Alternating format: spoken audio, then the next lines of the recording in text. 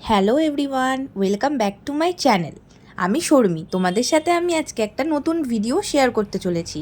আজকে আমি ম্যাঙ্গো কুলফি রেসিপির ভিডিও শেয়ার করব তোমাদের সাথে।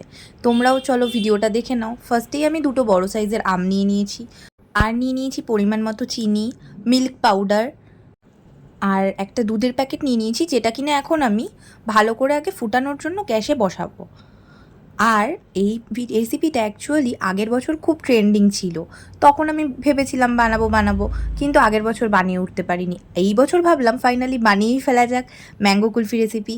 ফার্স্ট টাইম ট্রাই করছি, একটুখানি তো ভাবছিলামই যে কীরকম হবে না হবে। তো তার মধ্যে ভাবলাম তোমাদের সাথেও শেয়ার করবো, এটার একটা এক্সাইটমেন্ট ছিল। যাই হোক, আমি দুধটাকে গ্যাসে বসিয়ে দিয়েছি, আর কিছুটা পরিমাণ আমন্ডও নিয়ে নিয়েছি।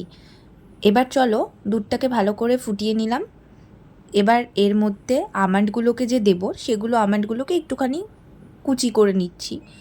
এরপর এই আমন্ডগুলোকে দুধের মধ্যে দেব।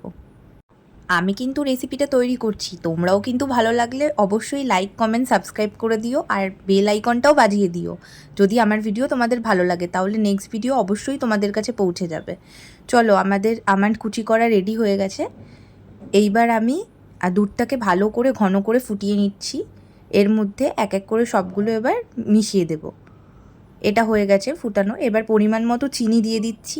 এটা তোমরা তোমাদের পরিমাণ মতো দিতে পারো। যারা একটু বেশি পরিমাণে চিনি খেতে পছন্দ করো তারা একটু বেশি পরিমাণে দেবে, অনেকে কম খেতে পছন্দ করে তারা কমও দিতে পারো, সেটা নিজেদের টেস্ট ওয়াইজ চিনিটা অ্যাড করবে। তারপর আবার একটু ভালো করে ফুটিয়ে নেবে। এদিকে মিল্ক পাউডারটা আমি একটা বাটিতে পরিমাণ মতো ঢেলে নিচ্ছি।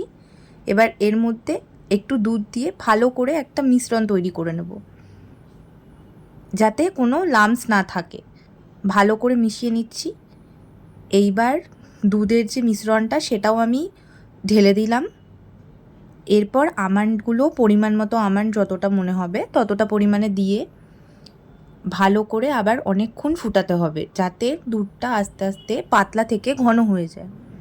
আর একটা ব্যাপার মাথায় রাখতে হবে, দুধটা বারবার কিন্তু কোনো চামচ বা হাতা দিয়ে নাড়তে থাকবে, নয় নিচে লেগে যাওয়ার একটা সম্ভাবনা থাকে। দেখো, আমার মিশ্রণটা অলরেডি রেডি হয়ে গেছে, অনেকটা ঘনও হয়ে এসছে দুধটা জাল দিতে দিতে। এরকম একটা টেক্সচার তৈরি হবে। এর মধ্যে কেউ যদি কেশর অ্যাড করতে চাও কেশরও অ্যাড করতে পারো, কিন্তু আমার বাড়িতে তখন অ্যাভেলেবেল ছিল না, ওই জন্য আমি অ্যাড করিনি। এইবার এদিকে চলো, আমগুলোকে ভালো করে ধুয়ে রেখে দিয়েছিলাম। এবার এইগুলোকেও আস্তে আস্তে সামনে দিয়ে একটুখানি কেটে নেবে, সামনের অংশটা। এটা কিন্তু ফেলবে না, এটা অবশ্যই রেখে দেবে, কারণ এটা আমাদের কাজে লাগবে। দুটোকেই আমি একভাবে কেটে নিচ্ছি ভালো করে। এবার একটা টাফ মোমেন্ট, যেটা কিনা করতে গিয়ে আমাকে প্রথমে ছুরি দিয়ে ট্রাই করতে হয়েছিল, কিন্তু ছুরি দিয়ে হয়নি লাস্টে। তখন আমার বোন বুদ্ধি দিল যে চামচ দিয়ে এটাকে বের করা যেতে পারে। তারপর আমি একটা চামচ নিয়ে এসেছি, চামচ এনে এটাকে অনেকক্ষণ ধরে ট্রাই করতে হয়েছে। এই সময় যেন দেখবে, চেষ্টা করবে যাতে চোকলাটা কোনো রকমভাবে ফুটো না হয়ে যায়, তাহলে জিনিসটা প্রপার হবে না। যাই হোক, তো আমার একটা অলরেডি করা হয়ে গেছে, আর একটাও করে তোমাদের দেখিয়ে দিচ্ছি। চারিদিক থেকে ভালো করে ঘুরিয়ে নিয়ে আঠিটাকে জাস্ট বের করতে হবে। এটা একটু প্রপার ওয়েতে করতে পারলে তারপর ভেতরে যে অংশটা থাকবে, ওই ভেতরের অংশটাতেই আমরা মিশ্রণটা ঢালবো। চলো, আমার মিশ্রণটা রেডি হয়ে গেছে দুধের। এবার এটাকে এক এক করে এই আমের মধ্যে ভরে নেব।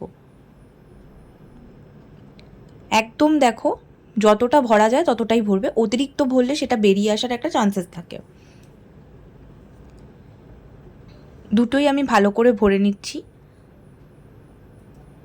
যাই হোক, আমার দুটোই ফিল করা হয়ে গেছে। এবার আমের মুখগুলো যেগুলো রেখে দিয়েছিলাম ওগুলো ভালো করে সেট করে দিচ্ছি। এবার এগুলোকে আমি পুরো ফ্রিজে আমি একদিনের জন্য রেখেছিলাম। অনেকেই 7-8 ঘন্টাও রাখতে পারো, কিন্তু আমি একদিনের জন্য রেখেছিলাম। যেহেতু আমি রাত্রে তৈরি করেছিলাম, তাই জন্য আমি পরের দিনই সেটা কেটেছি। এবার আমি বের করে নিয়েছি, দেখতেই পাচ্ছ কীরকম বরফ হয়ে গেছে। এবার এগুলোকে তুলে নিয়ে এবার এটা চোকলাটা ভালো করে ছাড়িয়ে নিতে হবে, যে যেভাবে পারো চোকলাটা ছাড়িয়ে নিতে পারো। যাই হোক, চোকলাটা ছাড়িয়ে নিয়ে এবার ভালো করে পিস পিস করে কাটছি আমি। এটা কাটার সময় একটু ঠান্ডা ফিল হচ্ছিল। যাই হোক, তো এগুলোকে ভালো করে কেটে নিচ্ছি পিস পিস করে। খেতে কিন্তু অসাম হয়েছিল, সিরিয়াসলি সবাই একবার হলেও ট্রাই করো, খুব ভালো হয়েছিল। ভালো লাগলে ভিডিওটা অবশ্যই লাইক করে দিও। Tata, bye bye.